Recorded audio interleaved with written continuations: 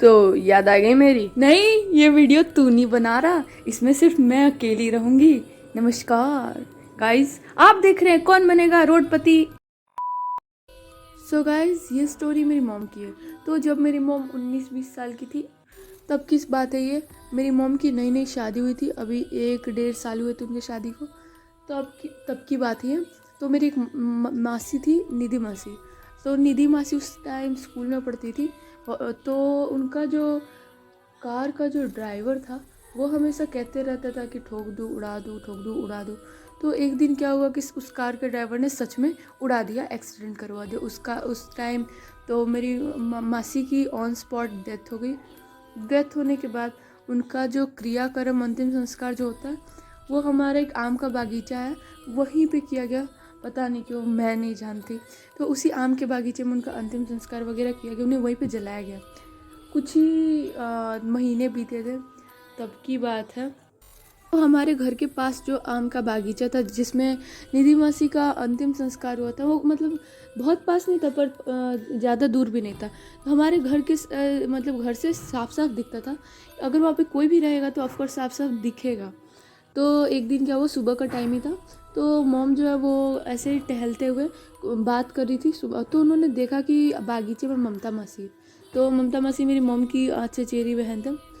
तो ममता मासी को देखा तो मॉम को अजीब लगा, बिकॉज ममता मासी जो है वो बहुत डरपोक किस्म की थी। वो कभी, जब से मतलब निधि मासी का डेथ हुआ था, तब से वो गई ही नहीं थी उस बागीचे में, और वो जा ही नहीं सकती थी। तो मॉम को अजीब लगा, वो चली गई वहाँ पे देखने कौन है। पहले उन्हें लगा कि हो सकता है कोई और होगा, कोई आम चुराने आया होगा। और फिर उन्हें लगा कि ममता मौसी है। तो जब मम्मी गई वहाँ पे, तो देखा कि ममता मासी है।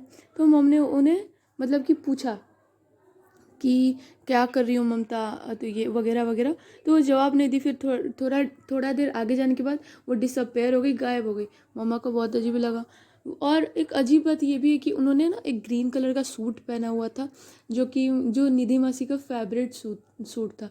ये भी बहुत अजीब बात थी। जब मेरी मम वापस आई और घर आके ममता मासी से पूछी, तो सबसे पहले तो ममता मासी ने वाइट और ब्लू का टी शर्ट और लूज पैंट पहन रखा हुआ था। और ये चीज़ बहुत अजीब थी।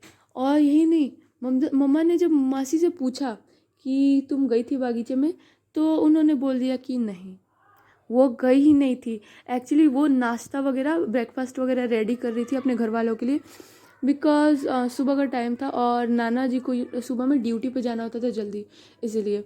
तो ये बात बहुत स्ट्रेंज थी। सो ये इस बात को के बाद नानी जो थी उन्होंने बोला कि हो सकता है निधि मासी होंगी, बिकॉज निधि मतलब जो लोग मर जाते हैं ना, और निधि मासी कम ही एज में मर गई थी, तो ऑफकोर्स जो लोग मर जाते हैं वो ना, उन्हें आत्मा को शांति उनकी नहीं मिलती है। तो वो वापस आते हैं, चेक वगैरह करते हैं अपने घर वाले कि उनके घर वाले ठीक है कि नहीं, देखते हैं अपने घर वालों को। उससे उन्हें हो सकता है अच्छा लगता होगा, आई डोंट नो।